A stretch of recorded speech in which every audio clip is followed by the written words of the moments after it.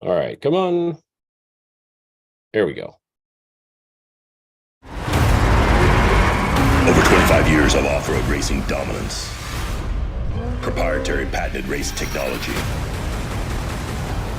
Proudly made in the USA. Unparalleled customer service and support.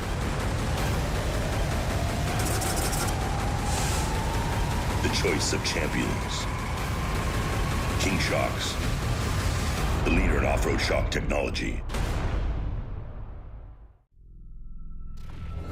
KMC's pursuit of victory has pushed us to the front of the pack, to the brink of destruction, and across the finish line for decades. Regardless of the driver, the vehicle, or the terrain, these are the wheels that will help you win by a landslide. The process of relentlessly redefining performance cannot be learned or taught. It's in our DNA.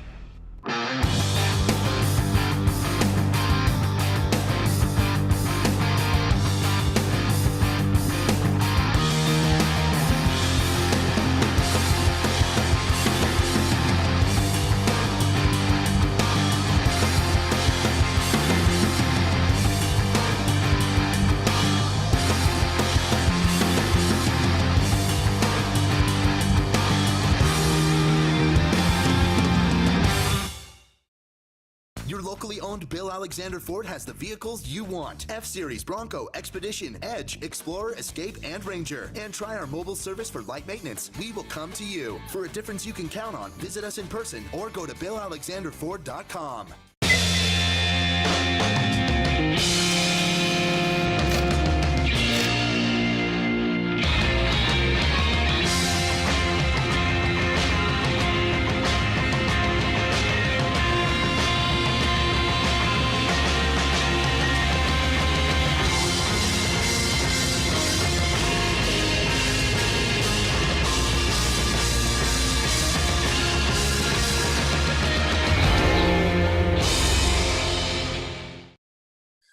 Woohoo! The commercials got me jacked for some Fishgistics. Actually, that's probably the monster, but hey. Yeah, anyway, I'm stoked. Cameron Steele here, ready to rock and roll for some San Felipe 250, the score kickoff race of 2023. I'll be your host today, along with my good buddy, Austin Farner, also known as Fish. What's up, Fish? What's up? Ready to get some racing going? down south. We are, ready to get some racing going. Hey, before we go any further, this is all opinion based. Our disclaimer of all liability is we're just talking crap about the race course, having as much fun as possible, and giving you some information to bite down on. But hey, do your own pre-running, do your own logistics. Don't count on us because we are squirrels. Well, at least Fish is a squirrel. I can't say for the rest of the people here. But hey, I saw a picture of you stuck in the sand. Speaking about squirrels, okay. We'll get to that. Let's make sure we get to that, okay? Because anybody can get stuck in the sand, and my disclaimer is I did not get stuck in the sand. But hey, we have a hitters panel today. As we talked about, we're slumming with Fish. He has to be a part of it because it's his show. But we do have some great talent. Speaking of talent, Nate Hunt from BF Goodrich Tires Jackson Motorsports Group, part of the group that builds the race courses, lays them out, goes out and does some marking and all that stuff. We love you, Nate. Wave and say hi. Of course, the El Jefe at Score, the man with the plan, the guy that comes up with some crazy course ideas, which we all love. Everybody hands together for Jose G. Yeah, Jose G. We also have a couple of our top line racers from the Score series, very well-known personalities. I'd like to welcome Spec Trophy Truck racer Christopher Palvardi, who's a favorite in anything and everything he races. He's got a good attitude, very friendly. Stoked to have you here today, Christopher. We'll get to you in a second. And then this guy, he is a menace when it comes to the barbershop. They can't pin him down long enough. He doesn't like to shave. He doesn't like to cut his hair. And his toilet flushes in reverse. Yes, he's from Australia. His name is Toby Price, Dakar winner, all-around badass. We love him here in America. He's my good buddy, and we are stoked to have him here on Fishgistics. Let's start with you, Tobes. you've been out pre-running. How's it look out there? Yeah, we're out here pre-running at the moment. So we're probably around race mile 90. So as you can see behind us, we've got the Starlink up here on the roof, and we're making a bit of a special appearance out here in the middle of nowhere. So yeah, all has been good. We've had a couple of good runs through, getting some good notes. So like any year, it's tricky. It's very rough. San Felipe is like the hardest one on the calendar pretty much. So it's going to be an interesting one across that mini summit. But yeah, all in all, we're having a good run. Real quick, I know you had a terrible Baja 1000. Everybody feels the pain for you and Paul, but you and Paul are back together and teamed up in a new Mason all-wheel drive. Is that correct? Yeah, correct. So yeah, after the Baja 1000 was quite a disappointing time for us, and yeah, honestly, I didn't really know if we were going to be coming back this season, but yeah, driving with Paul Wheel, he's super excited, loves the sport, loves coming over here and all the people and everything involved with it. So yeah, we ended up buying Andy McMillan's truck, and yeah, we're back in for round 2. So yeah, let's hope that doesn't happen again, but we're excited for it, and hopefully, yeah, a couple of Aussies can do well over here. Well, hopefully you guys do well, just not that well, if you know what I mean. I know you've been the runner-up at the Baja 1000 before, so you got some talent. Won some silly race overseas, I know, but it's good to have you here in Baja. Let's move it on. Christopher Pavardi talked about the hype around your speed and your passion and doing so well in everything you do. How's pre-running been going for you, and what are you going to be racing? It's been good. Yeah, no, it's getting rougher and rougher. I'm doing it all on a Polaris Pro R, so it's definitely a little rougher than when these guys are starting to beat it in with these 40-inch tires and their big luxury pre-runners. It's making it fun, but no, I'm excited racing my Mason Gen 2 spec Ford Raptor trophy truck. So excited for that, and I think it's going to be really interesting for us going through the mini summit. 2-wheel drive, heavy trucks, low horsepower, and they're wide, and the mini summit's narrow. We're definitely going to talk about the mini summit. That's what we're here to do. We're here to talk about the San Felipe 250. It's the kickoff race for SCORE. As we said, we have Jose G in the house and Nate, both who are intimately well informed about the race course. Myself, I've pre-run the entire second half twice, except for God dropped the giant rock in the middle of the mini summit, and I didn't go up there, so I haven't seen it, but I know Toby and Christopher will have them stay at least until that point, if Toby doesn't mind sitting there on his Starlink. But Jose G, I wanted to say that between yourself at SCORE, Jackson Motorsports Group, and Nate, you guys have been doing a diabolical job at bringing us some heat and some different looks at the race courses, which I, and I'm sure amongst many in our sport, are much appreciative for. Jose G, thanks for laying down a whopper for us. No. Thank all of you for putting up with our ideas, and sometimes they're not probably that great, but they look pretty good on the map. And so, I mean, no one said it was going to be easy, right? It's Baja. It's not NASCAR. It's nothing like that. And yeah, I mean, it's always going to be a challenge, and there's always going to be new things. That's for sure. I heard my memory, and from talk I hear out there, we haven't been in the mini summit since 1994 as an organization, as SCORE Racing 4-wheel. Were you guys surprised, Nate, what you found when you drove up into the mini summit? Well, I've heard about it ever since I started doing this 10, 11 years ago. So yeah, I was super excited to get up there. I was very, very happy that we decided to map out San Felipe in a UTV, because going through that 4 or 5 weeks ago, whenever it was when we did it, would have been fun in a Raptor. Probably no fun in a Raptor, but SCORE spent a lot. Their staff was out there busting their butts to make that thing passable, which is a lot of fun. We heard some of the comments that you guys made about dry lake beds, and sometimes they're dry, sometimes they're not. But this was a way to stay off the dry lake bed and keep you guys kind of more in a technical racing environment. So yeah, is it challenging? Sure. Yeah, Christopher with his 2-wheel drive truck is going to have a lot of fun, I'm sure. But I think it's doable. I think it's just you guys are going to have to slow down and pick your way through. Copy that. We're going to talk about the entire race course. On a personal note, the last time I was on my way to the mini summit, unfortunately, Ox passed away that day, and I haven't been back since. I went to go on my motorcycle trip for Hell Ride. My boys went through, and my family had COVID, so we didn't go 2 weeks ago. And then I went to go pre-run this last week, and there's a big rock in the way. So I'm looking forward to going back and getting that job done and getting through the mini summit. But let's talk about the entire race course. We're going to be starting back. Let's bring it up. We're going to be starting back on the Malecon, if I'm not mistaken. Jose G, that's great to have us back town. How's the level of excitement from the people in San Felipe? They're so excited, like they're just waiting for us to come back every year. This is their main event. This is what pretty much keeps them alive for months. So yeah, they're more than happy to get to have us there. Right on. And Toby, how's it look in your opinion leaving town? How do you like the route and the way it's been slotted out of town? As we're going to leave town, we're going to go up on the edge of the sand dunes.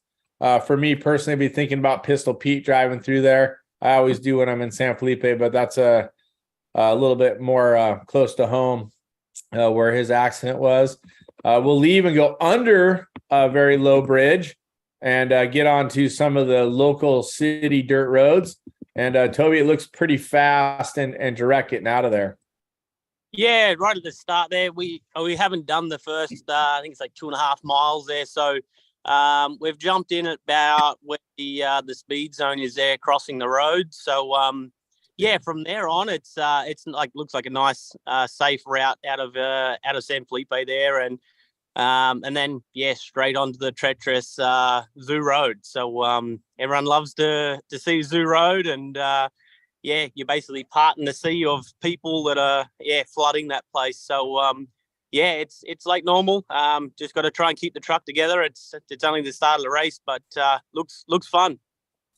Yeah. So Christopher, there's a couple sections in there where it's a little bit different over the last couple of years. 5 years ago, it was just all whoops, but now there's a couple spots where the water's come in and changed it a little bit. Is that still the case when you're in there? Yeah, there's a couple spots where it's nice and smooth, but then it gets right back into the big stuff. And some of them are getting pretty big. Just in the past 2 days, some of the holes up towards the end of it are getting big, and there's some big rocks in there. But it is nice having a little bit of break on that smooth, but it's not much. Don't let it. Sometimes I think it's more tricky because you lose the consistency of the bumps, and all of a sudden people are on a little bit of a faster spot. They might get tricked into speeding up when they shouldn't. Oh, 100%. Yeah, because you're just kind of wide open, and then as soon as you get into that, you're going real fast, and then there's some real big ones. For sure. Everybody, there's a speed zone at Zoo Road. Jose G, looks like it's a 37-mile-an-hour zone. Keep it a little bit safer, a little bit more calm in that area. Yeah, that's correct. We all know what a circus that is with all the thousands of spectators. So we want to make it at least safe to cross that and not jump and have someone break a rod or something and go into the crowd. So the safety first. Safety first. I like that. Hey, and by the way, everybody that's listening at home or wherever you're listening along, we will be asking Jose G about how many UTV classes there are, and we'll also try to pin him down on where qualifying is. Those two topics will be coming up shortly. So don't go away. Jose G, you've been prepped, so make sure you have your answers correct. I'm sure Fish is ready for this part of the chaos. Okay, you're going to keep going out the poles, and then you're going to make a right turn. Let's talk a little bit about this section, Jose G. It's something that we've run some of these sections. I'm not sure if every single part of it. I did not pre-run this part of the course. Which one? Sorry. I'm sorry, from race mile 15, the VCP 10, making the right turn. We've done that before. That's kind of in between of the long straightaway that we've always used, so that we keep people separated with a good safe distance from the inbound course. But that was smooth, like Christopher said. It was all nice, but of course that changes after a week of or more of pre-running.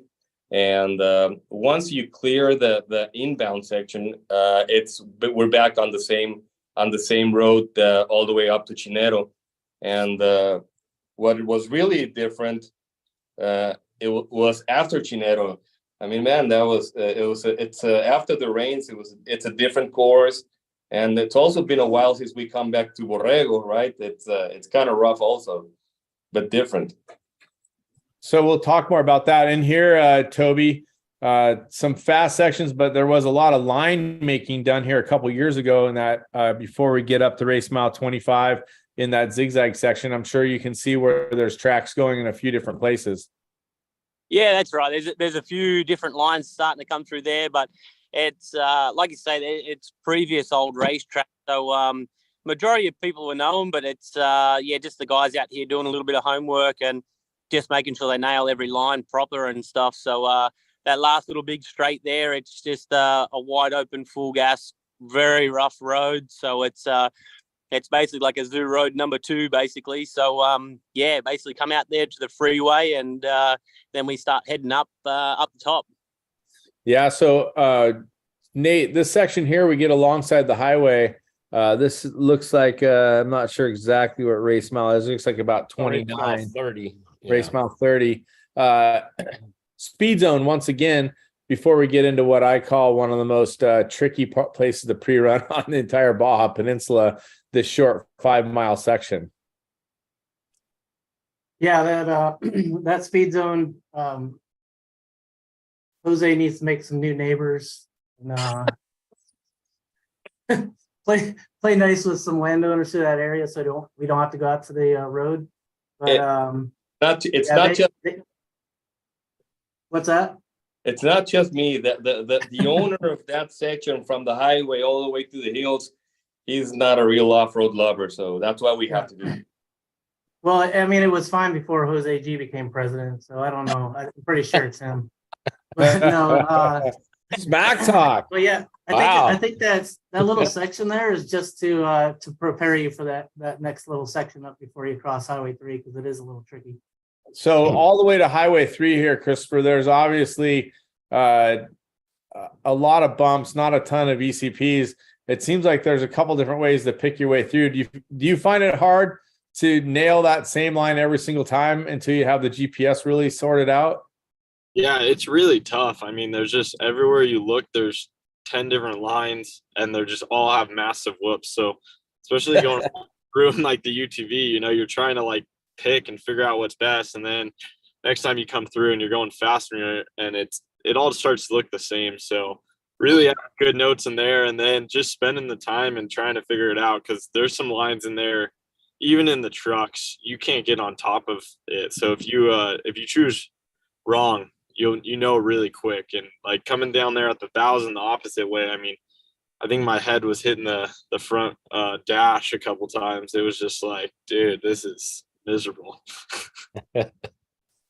Yeah, I guarantee that there's more big bumps there than maybe every other racetrack in all of off-road racing. That section from the speed zone to the Highway 3 road crossing is chock full of garbage, big bumps. Be safe out there, everybody. Pay attention.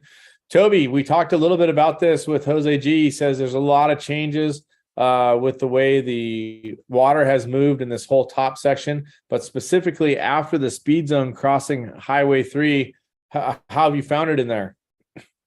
Yeah, look, there's definitely been some water flow through there, but I don't know. The first day being down through the track, it definitely seemed a little smoother, but now that everyone's down here, I think it's just blown it all back out again. So it's it's not seemed to be getting any easier, and all the way up to the edge of the freeway there.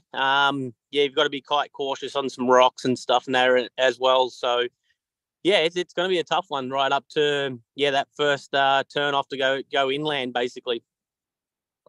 We're talking about the El Chinero section of the race course. We're alongside Highway 5 at VCP 22. It looks like maybe more or less race mile 46. We're going to make a left and head up. It doesn't look like much of a defined small wash area there when you're looking at it.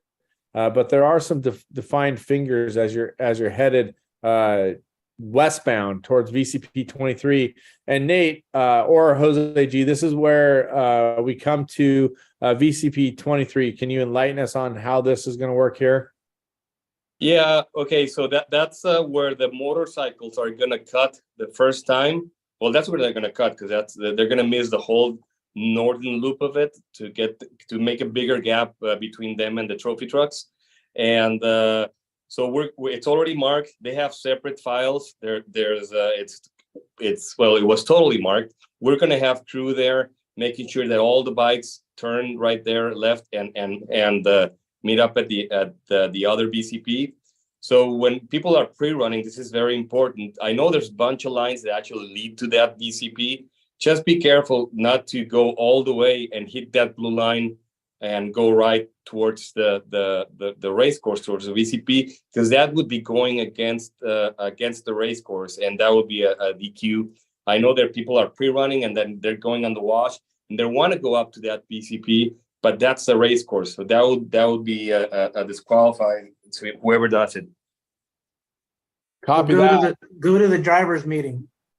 Oh no, we of course we're gonna cover that in the drivers' meeting, and but it's I think it's good to give them the heads up that they know that blue line is the motorcycle race course, and that will be going backwards on the race course if they want to do that.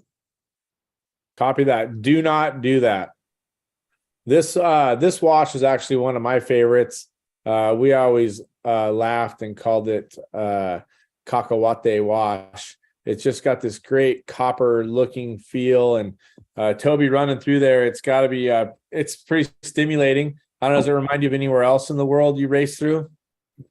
Yeah, like running through like Argentina and stuff like that. We've had some pretty good washes, very similar to what you run up through there. But yeah, you've got to be quite careful. Like I say, it's a lot of stones, and yeah, just making sure you're keeping the tires on the truck. So it's yeah, like I say, it from start to finish, the whole race is difficult, but it's a very nice section up through here. And like at the end of the day, you don't have very many lines to choose from, so you're yeah, basically you're on the same racetrack as everybody else. So it's that's the best part.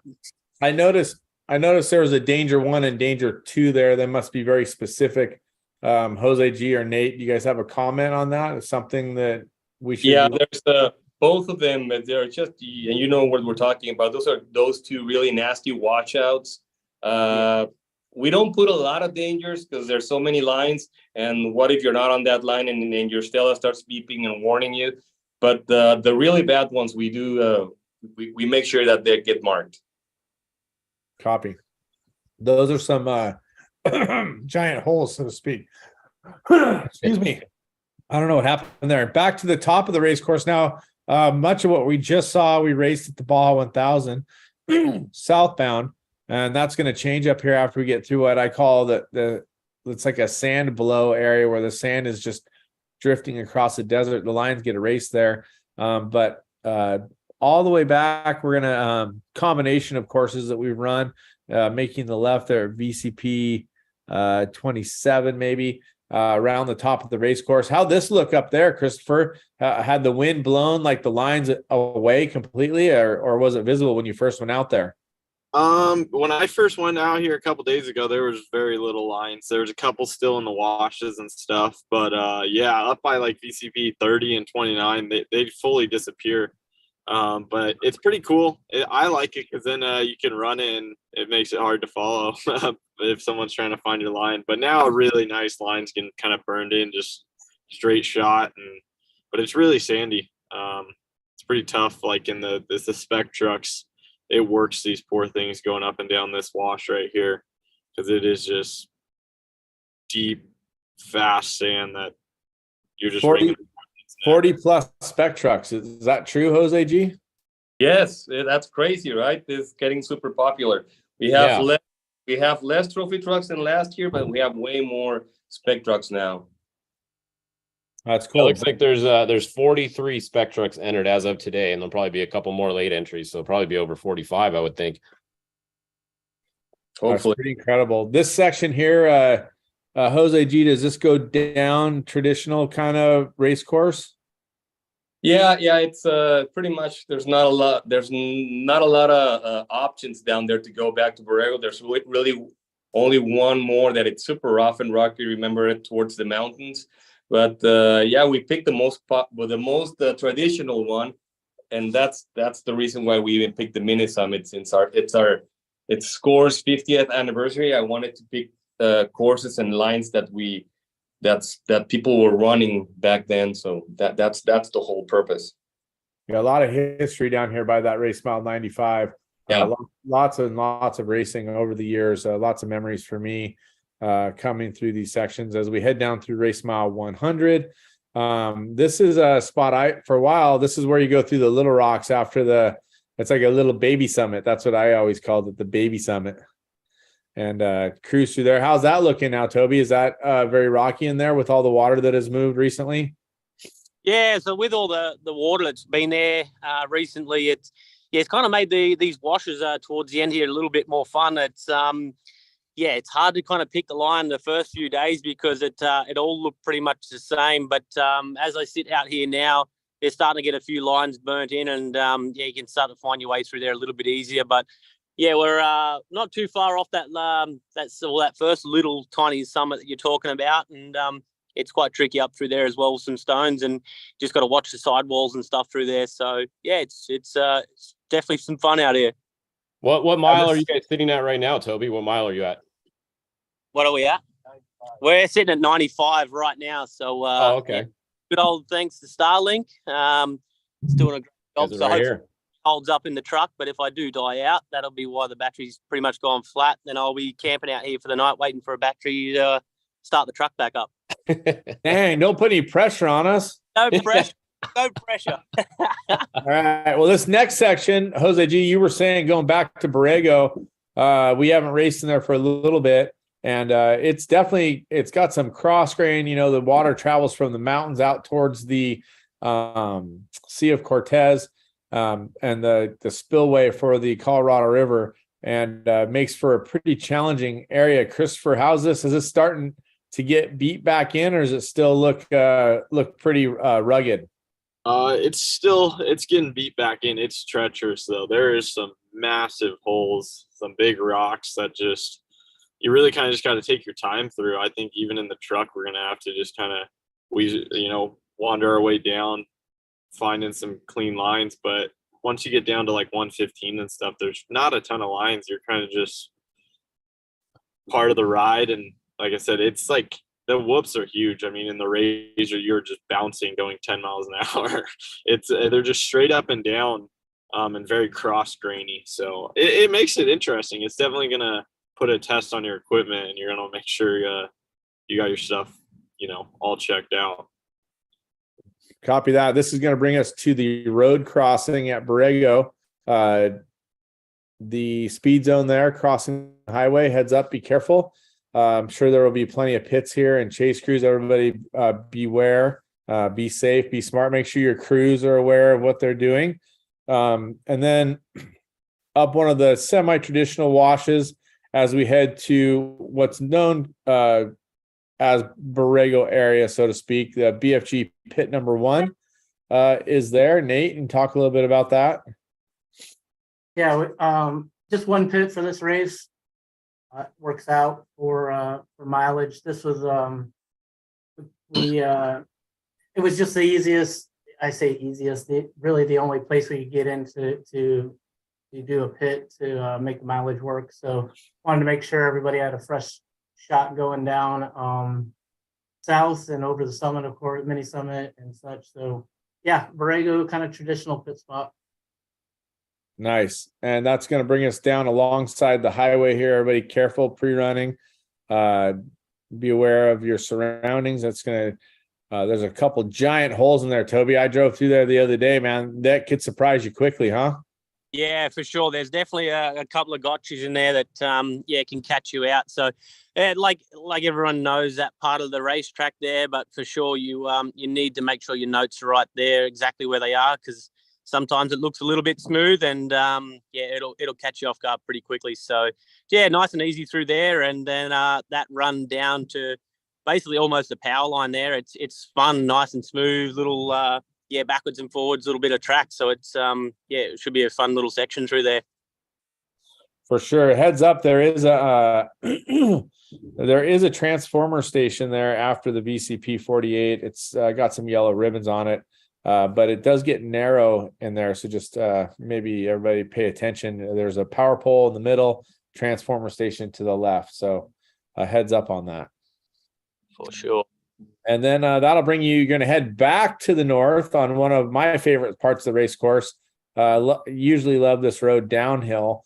Some big whoops and fun sections as you make the right turn at VCP 50. You're now heading cross grain. Watch out, there are some giant, oh my gosh, drop away hills and holes in there. Be careful. I did pre-run that part. Then to VCP 51, this is where you're going to jump back on what was at one point, sometime, a pole line road. It's still visibly cut that way, but it's more of a 2-track nowadays. And this is going to be the left turn towards the mini summit. And Toby, I'm assuming you had never been there before. Were you, how was your anticipation level based on everything you had heard about the mini summit and the history of it in the sport? Yeah, well, I'd been watching Christopher's couple of stories he'd been putting up, and I kind of held off for the first couple of days because of that big stone that was in there. And then basically, I didn't hear too much more on it, whether it was cleared or not. But after that, I committed to it, went for it. And when I sat at the top, I was like, there's no way the race course is going down through here. So, just try to pick my way through. And, the first time we went pretty good. We got hung up a little bit on the second run. You've just, like you say, Nate and the guys, you just got to basically just take your time through there and not rush anything. There's a lot of stones that will catch you out there, and also one little car up on its side. So, be careful on that as well. We got our way around that, but it's quite tricky. So the first time through there, it was definitely a little bit of a nerve-wracking time, and a bit of a clenching moment on the arse cheeks, that's for sure. And this is some video from Bryce Menzies when he was through. This was grabbed off of his YouTube. I also saw some good footage from Polvardi and from Vildoso. There's the old Blazer that's laying on its side, and you can see Bryce having to navigate his way, and some of the other guys. This one obviously is not Bryce. That's Bryce's dad, I think. That's Steve. Oh, is that Steve? Oh, cool. Yeah, so you can see that Oren is out of the car navigating. Look at how fast he runs. Giving directions.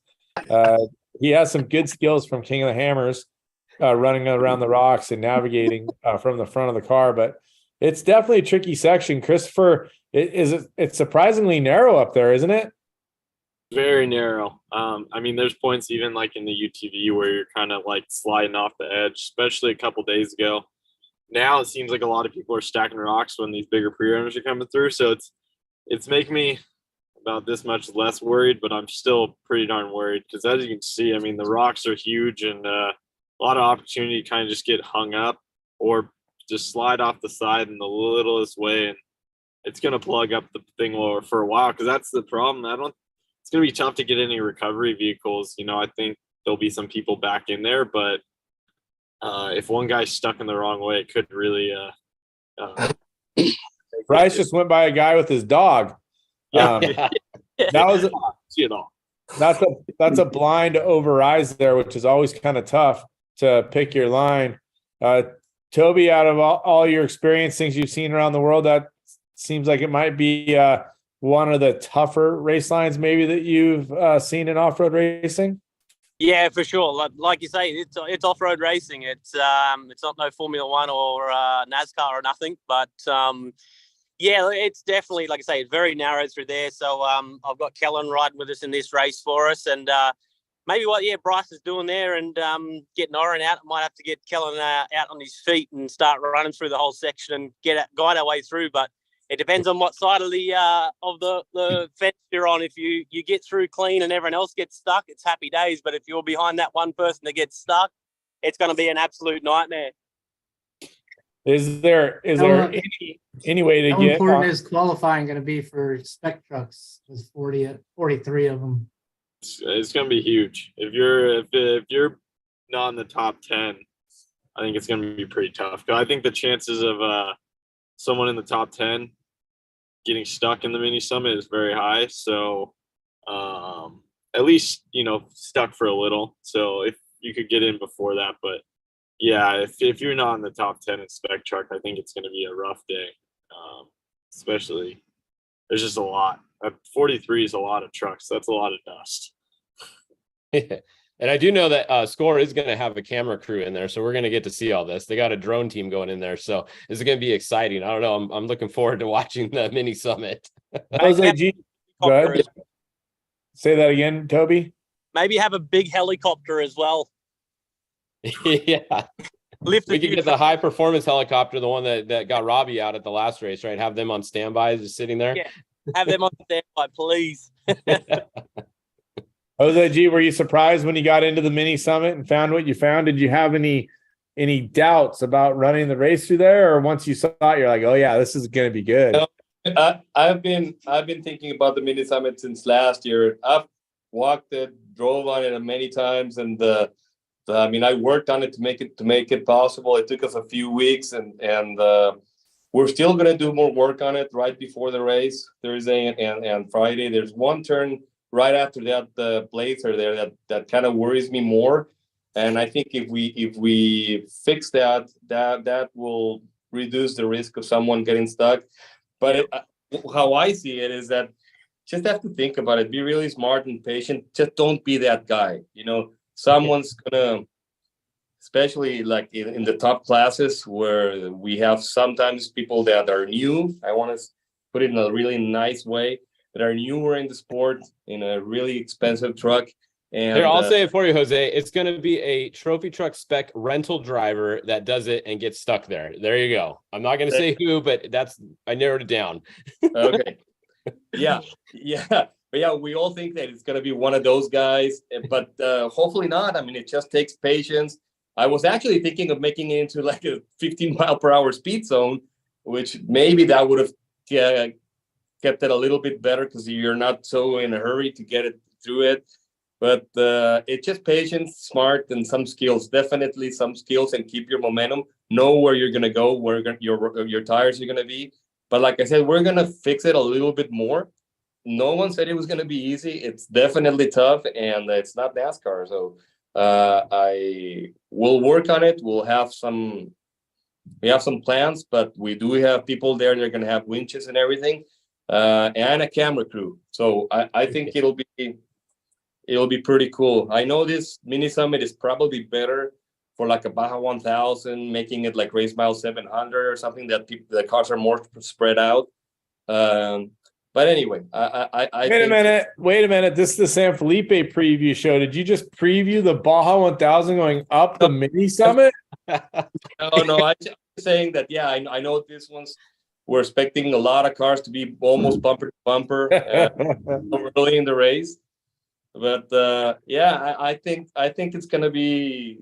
Everyone needs to change their how they're thinking about racing in San Felipe. That it's a sprint race. When you get to the summit, you just have to like stop and just work your way down. Don't make any mistakes, and don't be that guy.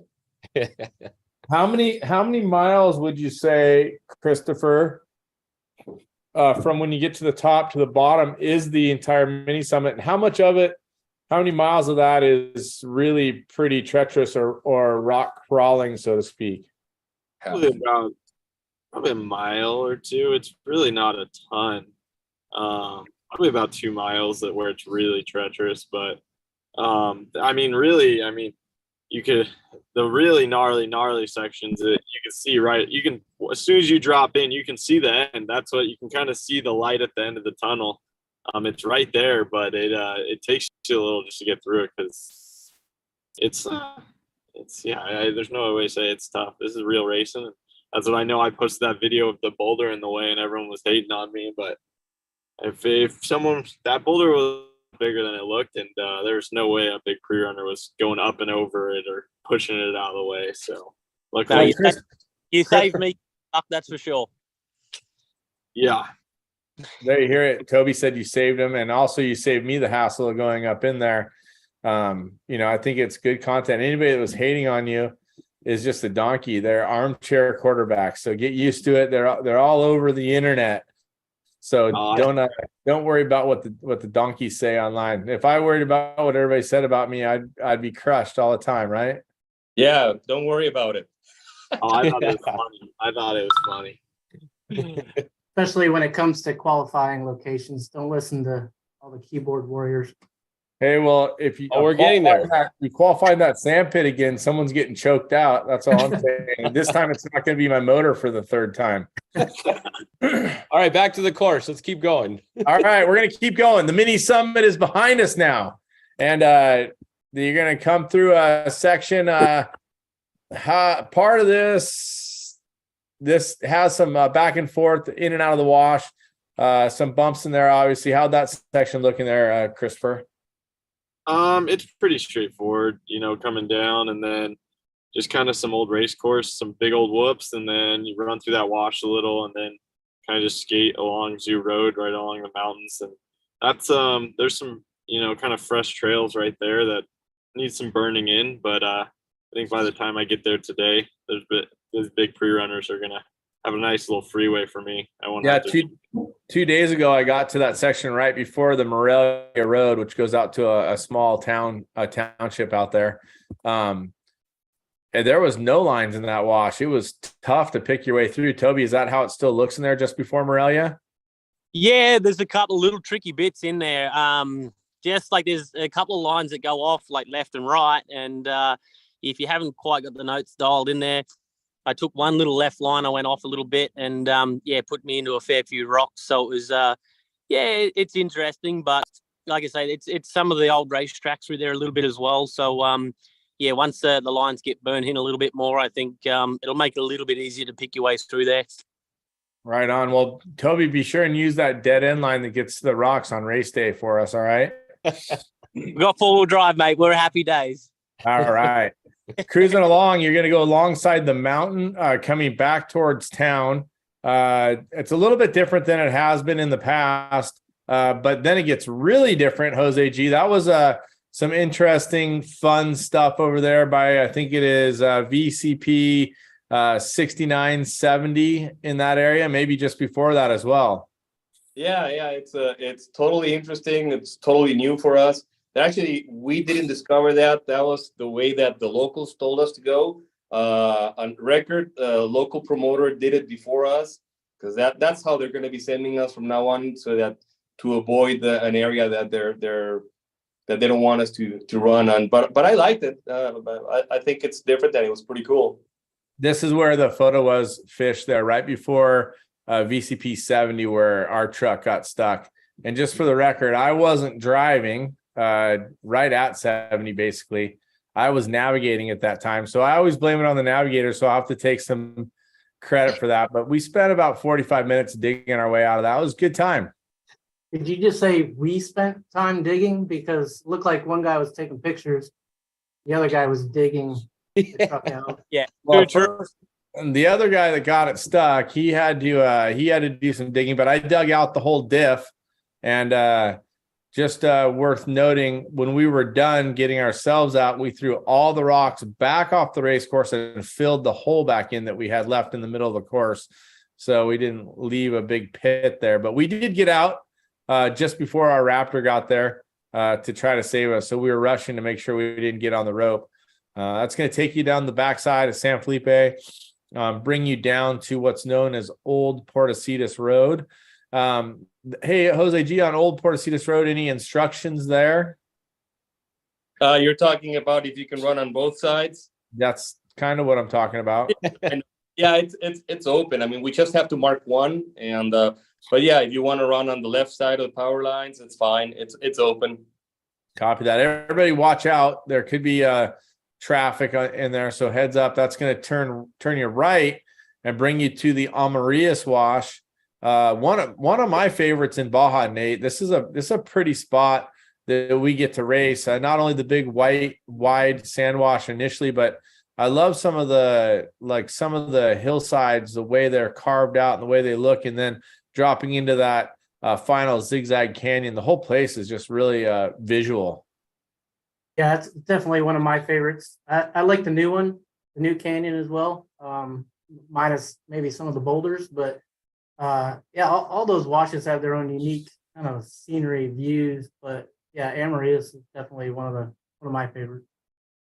For sure. How's that looking, Toby? You guys have been up in there pre-running. I did a run through there, 2 runs through a couple days ago. It hadn't been a lot of tracks, but a few people have been in there. I'm sure since the weekend it's been pounded in. Yeah, it's definitely getting pounded in up through there. So it's like the same thing. It's just you got to be careful on the stones and rocks and that there. And I think a couple of the boys have been stuck in a couple little sections through there. But now that everything's starting to get burnt in a little bit, the tracks are starting to get a little bit more known and better lines to take. So it's I think the biggest thing is you just got to watch a little bit of transmission temps and stuff and that there as well. So it's kind of interesting. We'll see how it all gets up through there. So Amarillas Wash connects to Chinate Wash about race mile 200, and then you make the run back down towards the old Portasitas Road, and you can see that you jump back on there near the pump station. I'm sure there will be plenty of people in pits there. You guys, everybody heads up, and then that's going to take you down a wash, a side trail, then into a wash that we were in for a short time at the ball. Well, we're in a short time this time, but we were there in the ball 1000. Then all of a sudden, left turn at Albuquerque, and off we go into something we've never seen before. Jose G, that's a good time. I think I was one of the first 10 tracks in there. I might have been the first big truck in there, which made for an even more interesting path. What do you call this canyon, which really starts at about race mile 218, I would guess. The real fun starts after 220, and then you've cleared this wash or whatever you want to call it by 225. What do you call it, Jose G? Well, for obvious reasons, we called it the Boulder Canyon.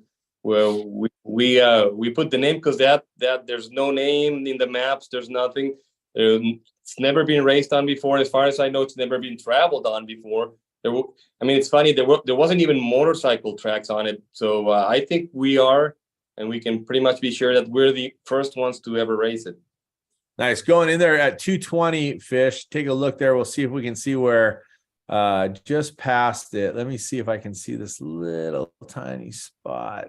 So somewhere right there around 221, there's that hard left turn. And it's a little bit deceiving. Is that the spot where it kind of has a dead end to the right and you got to hop out to the left, Jose G? Is that the spot? There's 2 of them, but yeah, I think that's the one you're talking about. There's one past it also. You have to stay left, and that's the one, I think. And because if you don't stay left, all those boulders. Well, I haven't been there in a week, so I don't know if there's already another line through there. But yeah, if you don't make that left, you're kind of screwed. Yeah, we were there early in pre-running, obviously, and we got to one of those, and we did not. I repeat, we did not hit the left turn. It was earlier than we thought, and there was a couple, maybe a UTV track straight, and we ended up in the box canyon. It could be here at this left turn. It's hard to say. There's a couple of them, like Jose G said. That actually looks more like it right there, but we ended up in a box. And instead of getting stuck, we aired way down. We used an old trick where we aired down the 2 tires that were on the truck, and then we got through the wash, backed out of there, got through the wash, and then we put our 2 spares on that were at the proper inflation. But yeah, this wash is tricky. There's a lot of rock crawling in there. Toby, did you see this section, or this isn't your part of the race course? No, I've been up through there once, but yeah, like you say, there's a couple little left-hand turns off through there. Becomes quite tricky to get out through there as well. So same thing. You just got to make sure you have your right lines there. And it's a good trick. I've only got 1 spare on this truck, so might have to throw a second one on there and air down a few times through there. So it should be good. Yeah, what'd you think, Christopher? I know you're in the UTV, so it's not as treacherous pre-running, being able to back up with the all-wheel drive, but it's going to be an interesting place for the big trucks. With regular tire pressure, obviously. No, I think it's going to be pretty interesting. It's getting more and more sandy. People are moving rocks, but I think there's going to be a lot of opportunity to kind of like jump into some rocks and then settle in and dig yourself a nice hole if you don't time it. So like Toby said, just having your lines through there is kind of key. There's a lot of spots that if you do make a wrong corner, you'll be spending the night. And then we saw back there before 2:30 at junctions, that's into Azufre Wash at Race Mile VCP 91. Is that correct, Jose G? Yeah, that is totally correct. That's a Sufre Wash, and it takes you back towards Old Puertecitos Road. That's where the motorcycles split up again, and then you don't see him until the last mile or so to the finish line. So for the motorcycles, they're going to make a right turn, and they're going to, I don't know if this area has a name, but I call it the big yellow sand whoops. There's plenty of whoops, and the whole valley is virtually yellow because of the color of the dirt. Does that have a name, Jose G? You know, that's we can name it like that, but I don't know if there's a name to it, and we just call it the wash that takes us to Matomi. But no, I really don't know if there is a name for that. Copy. And then they're going to drop down into Matomi. How does that look for the motos? They won't be as far up as the Matomi Narrows, but they're down in the bottom part of it. Is it pretty flowy? And one thing I'll always caution the moto riders on, just beware. There's rocks everywhere. Take it easy and know where you're racing before you twist the throttle full go. How's it look down there, Jose G? No, it's actually fine. It's Matomi Watch was surprisingly flat, better than most of the times we've done it. You know, in that area, once you clear that, it's a fun wash. It's just all white, and after the rains, they're just new rocks. And you just need to do your homework. But it's no complaints. Guys are getting through perfectly, and by doing that, we're making sure that motorcycles and cars run the same mileage, but not totally the same course, to keep them safe from getting run over. And the bikes will have a speed zone as they get on the highway there for a short bit. Then they'll get, do they get directly back onto Old Puertecitos Road and get to enjoy the whoops all the way back up? They get to enjoy that straightaway that we all love. Whoa, beauty. Then that's going to bring you further north. The trucks and cars come out of the Azufre Wash. You'll see pop out of the wash. There's a couple. I'm sure it's all burned in. It was kind of hard to see a couple spots right before the road crossing at Old Puertecitos. You can see the bikes have already turned off to the other side before this point. And then the cars and the bikes will run sort of parallel there for a little bit. Everybody be careful. There are some big holes in there. And the trucks, I've seen the truck and car course. It's similar to stuff that we've run on before. There's some fast, there's some big holes. There are some surprising dropouts and also some water damage where the water's running across. So make sure you know what you're getting into before you start jamming through there. Christopher, did some of that surprise you when you're hauling through there? And I'll get right to you, Nate, right after Christopher. Yeah, no, you're kind of like just in the groove. It's just kind of bumpy, and then all of a sudden 4-foot drop, and in the UTV you gotta lower down before you hit that. But no, it's pretty fun and flowy. I mean, it's whoops, but it's I guess better whoops than just zoo road pounding. Nate, you had something? Did we talk about the bypass, the one that starts at 211? Oh no. No, we missed it. Yeah. Oh wow. Okay, I didn't even know it was there. Let's talk about it. Yeah, 11 VCP 87. It looks like they go straight, basically. Yeah, and right now it's only Class 11 and 7S, and so it'll be pretty much at the end of the pack. So we have people there where they join back on the course. So yeah, Class 11s and 7S will not go on that new canyon, and by doing that, they think they can make it on time. So they weren't afraid of the mini summit, but they're afraid of the hours they had to finish. So that's why we did it for them. Copy that. So one more time, the classes that will take that shortcut. No motorcycles or quads, none of them. So that it's only for Class 11, 7S, and any four-wheeled sportsman classes that requested. But as of right now, like I said, sportsman 11 and 7S, four-wheel vehicles only. The bikes will not take it, nor not even sportsman bikes will take it. Is the bike course that we're seeing here similar to last year's route where they ran around the outside? It's very similar, only there's it's shorter. We didn't do like the stadium thing over there, but by that point close to the ocean. That's more straight. We were gonna do more, but we made it so that it perfectly matches the mileage with the vehicle, so that they always have a chance to compete the same miles. Copy that. When you're coming back into town, you can see here there's a couple zigzags around one of the small townships for the race cars. Looks like VCP 105, 106, 107. And then beware, because the bikes will be coming in from the other direction, and they will be turning right or north, and the cars will be turning left or north. So everybody beware on race day on both 2 and 4 wheels. Know where you're going, and also know that there might be some other people in certain areas. So be careful there. Any notes for that, Jose G? Oh, like I said, we have all those points covered so that the motorcycles will safely get on that course. Of course, the first motorcycles will be way ahead of the trophy trucks. So we're expecting the first bike to finish right when we're done starting all the vehicles. Wow. Okay. Right at 107 right now, there's a huge, lots of silt beds forming in between 107 and 108.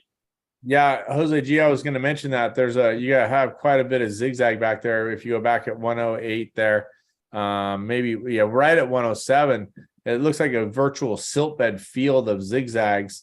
I know there's a VCP in there. Are you guys going to take a look at that? Have you seen that? Have you heard much about it? Christopher, how's it look today, or how's it look last time you were through there?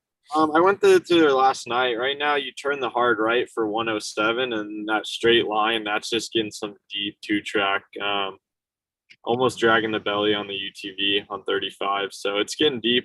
I think, I think it's going to be essential to be prepared to just stick in it and aim for some bushes. Copy that. We'll see how it develops. And remember, everybody, do your own pre-running and make sure you know where you're going. That's going to bring you up towards town, past the marina, and back into the under the bridge section. You're going to rejoin the outbound.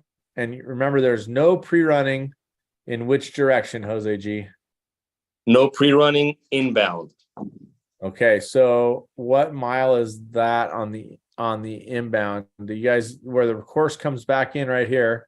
I was here the other day. There wasn't any real specific signage, but you do not pre-run back in from this section. Yeah, the shared course, you just do not pre-run it inbound. That's where you have to bail out. And if you want to do it outbound, that's fine. But inbound, there's no way. We didn't talk about the speed zone here, Jose G. Where is the speed zone? Is that on the outbound? So it's the same speed zone outbound that it is inbound. Yeah. So just to be clear on that, so when you're going outbound, you make that right. That's when the speed zone starts. So obviously, coming back in, you're not going to hit that. No, that's a different one. Yeah. Correct. So you're not going to have a speed zone until you get further up in the town. No, correct. Yeah, you don't hit the speed zone until you get to until you clear the dune and you go into town. Yeah, right. Both outbound and inbound, everybody be careful. There's a little stair step on the west side of that bridge. You go under the bridge along the bottom of the sand dunes. Yeah, there's a little stair step there, Fish, if you want to show them. Right in that section right there. Jump now. We didn't do it, but it's actually pretty nice. Right before the bridge, there's someone took the time and money, and then they with a tractor, I don't know what, but they did a pretty nice job there with a nice jump. So they're going to expect a lot of people there right before the bridge. Copy. So there you have it from Jose G. Under the bridge into the sand dunes. I saw a jump on the water side, also the east side, just after the bridge. Then you'll go down along the bottom of the sand dunes. Watch for people, everyone. And then this is the speed zone going back into town.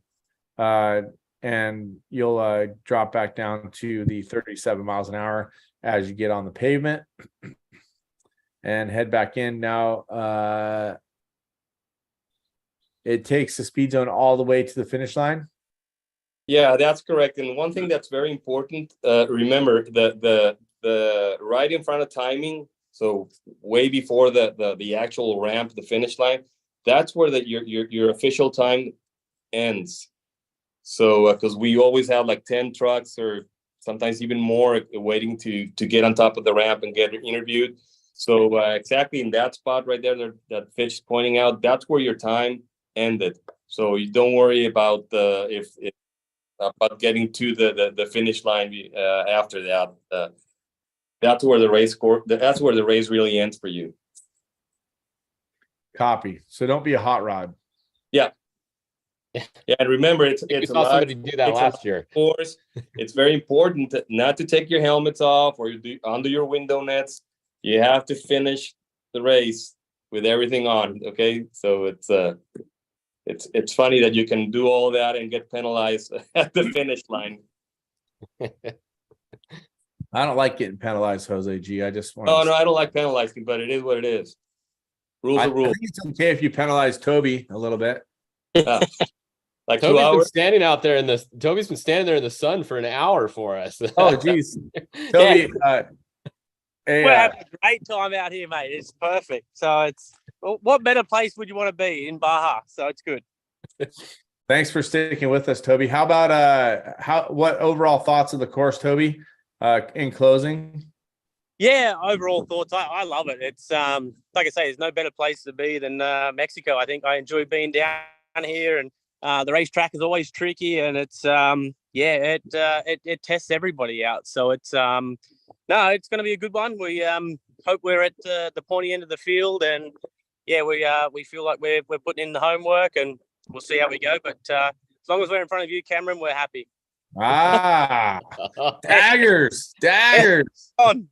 What's your average speed going to be, Toby?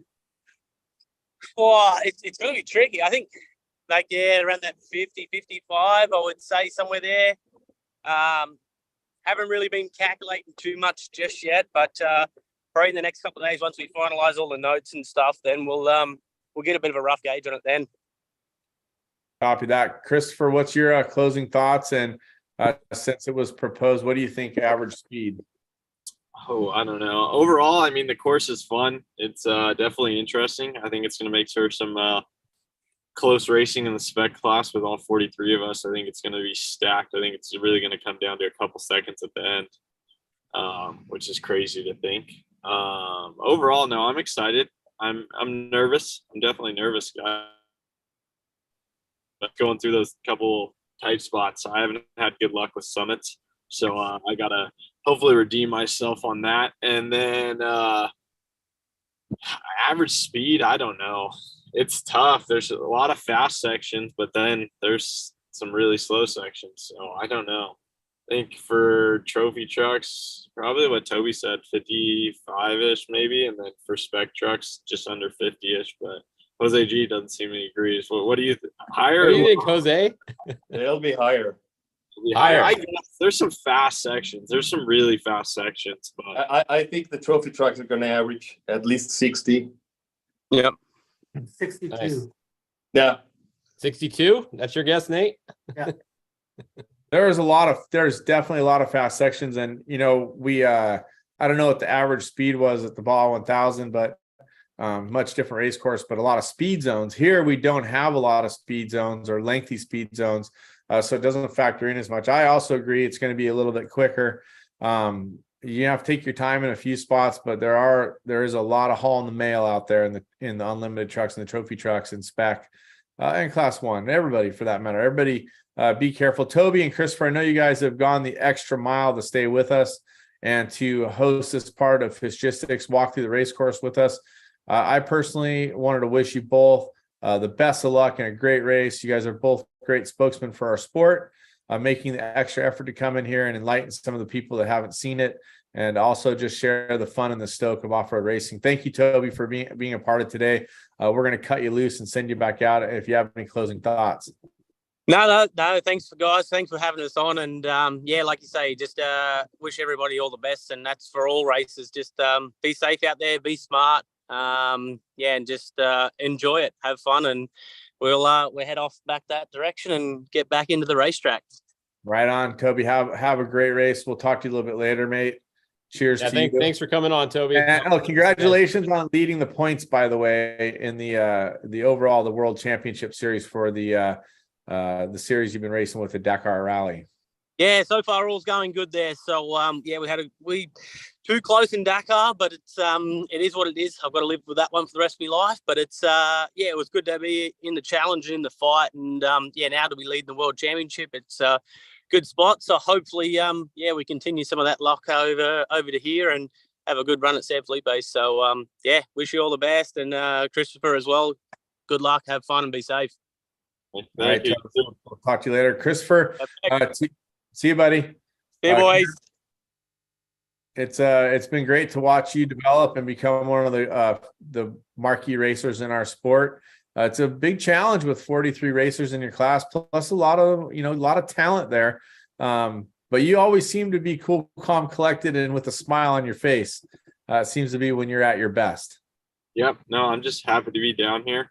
Very, very lucky. Young, dumb still, and just get to go enjoy Baja. I mean, there's no better place to spend your 20s than in Baja, just pounding whoops and having fun. The experience is down here, so I can't complain overall, but I'm excited. The team and I have been putting in a lot of work, and I think we got some things up our sleeves that I'm excited. Then my one final closing thought is for Jose G. If the rumors are true that specs are starting in front of 1 cars. No, not this year. Not then I will have to say my average speed will be 45-ish. I was starting in front of them. We were looking at least 55, but no. Christopher, if you can't pass class 1s in San Felipe, then we need to talk. What was that? If you can't pass class 1s in San Felipe with all those lines and not a lot of dust. Oh no, yeah. No, I have no problem passing them. It's just you're my guy, so man up. I will do it. I just have no problem. It's always scary when we catch them in the dust, especially on zoo. Like they're going 50, and us dumb people in spec are just wide open through the dust, and all of a sudden you're like, oh, there's 1 car. There they are. Hello, and a quick little dodge. But no, I just want to ask. People keep telling me, so I just want to clear the clear the area for all us spec racers. I like this. Keep it going. So who's faster, the slowest class 1 or the slowest trophy truck? There you go. Because there's a pretty good stack of class 1 racers this race. I don't see any donkeys out there. No, I don't see any slow ones, and I do, with all the respect in the world, I do see slower spec trucks than slower class 1s. I know there's super fast spec trucks and super fast class 1s, but if we're talking about the fast class 1s passing 20 slow spec trucks, that's a nightmare for them. No, I get it. I had to poke the. Don't worry, we're not afraid to answer. Christopher, Jose, don't give up. Why don't you just mix the qualifying up, right? You put the fast qualifiers ahead of the slow guys. Yeah, that works really great. The problem that with works that really is great when you have a really fast qualifying car that qualifies 20 trucks in between, or 20 cars in between him and the next person in his class. Then why even race that class? Exactly. Yeah, well, I think the problem too is you can't tell when they're going to go. Last year, there was a lot of talk about how fast the specs were, but then the trophies were out there in the silt, blowing up motors. So I'm just glad we won't be pre-running or qualifying in that same spot. Jose G, would you like to enlighten us as to where we are qualifying? Well, I won't do that, but I will tell you we're not doing it in the same spot. Amen. Amen. We took a lane over from the last year's lane. You moved it over 6 feet. Just doing it backwards, and that's it. Right on. Well, I knew we weren't going to pin you down on that. Fish, I know there was a lot of talk. Christopher, if you need to go, buddy. I'm going to run. I'm going to go attempt the mini summit again. So I will talk to you guys later. If you see it on Fish, it didn't go well. But Right on, Christopher. Yeah, stop breaking stuff, Christopher. You're gonna keep reposting for you breaking stuff. I know. I think I got the problem figured out. I had to change like 6 things to find a $2 heart failure. So thank All you. right, good luck. All right. Good luck, Christopher. Have a great race. We'll talk to you soon. Tell your dad we said hello as well. All right. So great having Toby and Christopher and you guys. I hope you're enjoying the show. Be sure to share it and let everybody know that the San Felipe pre-race show on Fishgistics is here. Fish, I know you wanted to talk about UTVs a little bit. There's been a lot of hype on the internet about classes and classes and classes. Where does SCORE rank with number of classes in comparison to some of the others, whether it's Best in the Desert, Legacy, Hammers, the DP4 series? Where are we with SCORE on number of classes out there? Well, I think SCORE actually does a really good job. They have 5 UTV classes, and honestly, that's all you need. You don't need more than that. They have the Pro UTV Open class, which there's currently 18 cars entered in. They have the Pro UTV Turbo class, forced induction. There's 26 cars entered in that class. There's the UTV NA class, which is the naturally aspirated. There's 5. Then they have a Pro Stock that combines both forced and NA. And there's 13 in that class. So obviously that's working out. And then they have the Sportsman UTV class. And there's 1 entry in there where if you don't want to race Pro class, you enter Sportsman. That's all you need. I don't know why you do anything more than that. So you're giving Jose... Do like a blue UTV class and then a yellow UTV class and none of that. Yeah, no, 5 classes. That's all you need. Yeah. 5 is more than enough. I mean, we could do 4, great, but I think 5 is that's it. Yeah, yeah. I don't think anybody complains about the number of classes that SCORE has. I think that's the way to do it, really. Is there are a number of car classes that over the years that have dropped off. So are you eliminating classes as they wane in entries and encouraging people to go other places? How does that work? Do you give them a little bit of lead time that, hey, next year we're going to get rid of this class, or is it just something that happens that suddenly? Pretty much after a few years of just spending money on trophies and things like that, on classes that just they're at least in our series they're gone, and we want to say like Pro Truck, Class 9. Like those 2 classes, maybe there's more. They're probably racing other series, not with us. So we just eliminate those classes, and if they want to come back, like other classes that will come back, they just let us know ahead of time, and we'll reopen a class for them. But if there's years and years that we do not have a Class 9, I mean, why even have it there, right? Yeah, I hear you. Well, I would say overall, SCORE's been doing a good job. Safety protocols. I don't know if they've changed. I know that SCORE put out a number. Do you want to talk a little bit about that, Jose G? Where people go to ask for help, or where the radio is, or texting or calling, all that information? We posted an email address, a phone number, and the frequency. Pretty much it's going to work the same, only that the numbers are different. By the 500, we will have Ralph Barrera again, the weather mix with us. This year, for this race, he had work commitments. Last minute, he can't make it, but we have it covered. So we will have SCORE relay now. That's what you're going to be hearing on the same frequency. So SCORE relay is going to be helping you. Plus, if you need status or anything like we've always done. So you just dial that number or send us a text or email the one that we posted, and it's going to work the same. We just only a little bit different. Copy. And you say the same frequency. What same frequency? Same as what? Same as the weatherman frequency is not for now. It's gonna be SCORE relay, but it's gonna be the same frequency. Okay. The race. And Jose, do you know, is there any plan to broadcast that live at this point? Because I know like a lot of people listen to that at home, and it was always cool to hear that. Do you guys have any plans to do that? Yeah, we're planning on pretty much making things as they were before. And but for this one, it'll be just like more basic, like it was years ago. So this one won't be broadcast, right? No one can listen to it anywhere at home. Oh. Okay.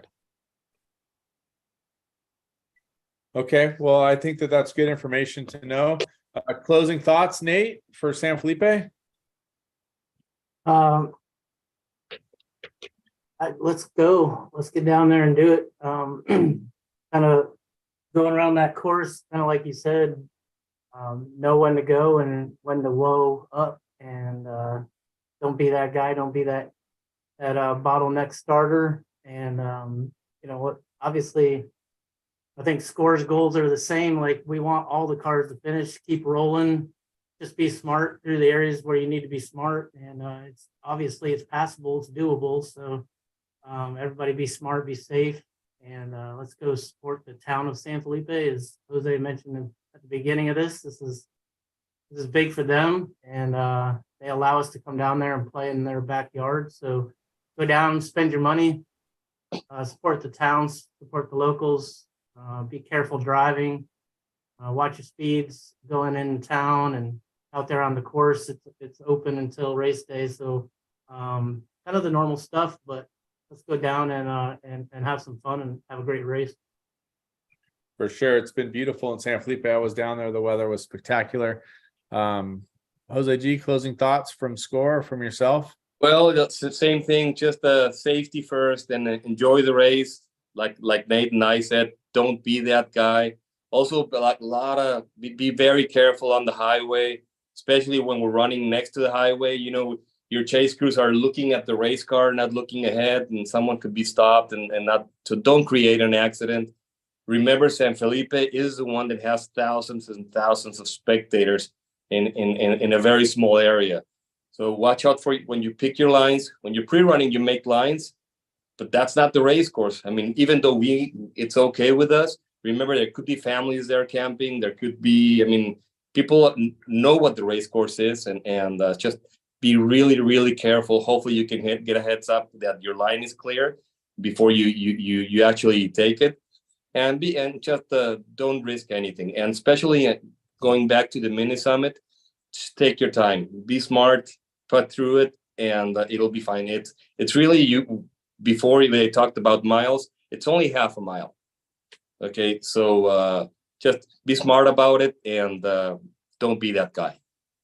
Copy that. For me, closing thoughts, my favorite race of the year, hands down, San Felipe. I love the vistas along the Sea of Cortez. I love the small town atmosphere. The race course is challenging.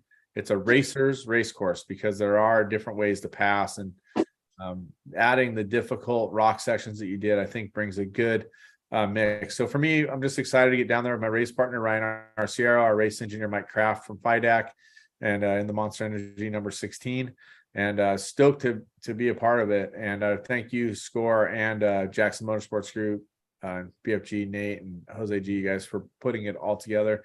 Fish, got anything to say here, wrapping it up, buddy? Yeah, thanks you guys for coming. It's going to be another fun race. Qualifying's on Wednesday. So if everybody's wondering, watch qualifying on Wednesday. I'm actually going to be doing the feed for Score. We're going to go down to the shop and do the qualifying feed on Wednesday. So that'll be fun. It'll be a live broadcast. And they are going to have a camera in there at the summit too, the mini summit. So that's going to be fun on race day. So I think it's going to be cool. This race is going to be fast. I think it's going to be like 4 hours long, for the trophy trucks. So going to be a fast race. You don't have to stay up late for this one, most likely, if you're at home watching it. So let's go have some fun. I think another good job, Jose G, on the course. It's always fun to mix it up. Nobody likes racing the same course over and over. So I think it's cool, and a lot of people appreciate the course changes. If they appreciate the summit or not, we'll find out on Saturday night, right? It is what it is. Hey, sure. We're used to complaining, so don't worry. Yeah. Once again, I would never want your job. I need it. Yeah. All right, guys. They're going to complain about something, so they just gave them they funneled them into the one place they can complain about. So maybe they'll lessen it at the end of the race. Yeah. Well, everybody out there in internet land, thank you for watching, for sharing, for commenting. It's been a treat to be here. Thank you to our co-hosts, our guests, Christopher Pavardi and Toby Price. Thanks to Jose G and Nate for coming in and being a part of this. You guys remember, do your own pre-running. This is all opinion and fun, but hopefully we gave you some good information to chew on. Fish, that's going to do it for this one of Fishgistics, San Felipe, where I got stuck. Preview show. You guys have a great day. Be safe. Be smart. If you think it's a bad idea, it probably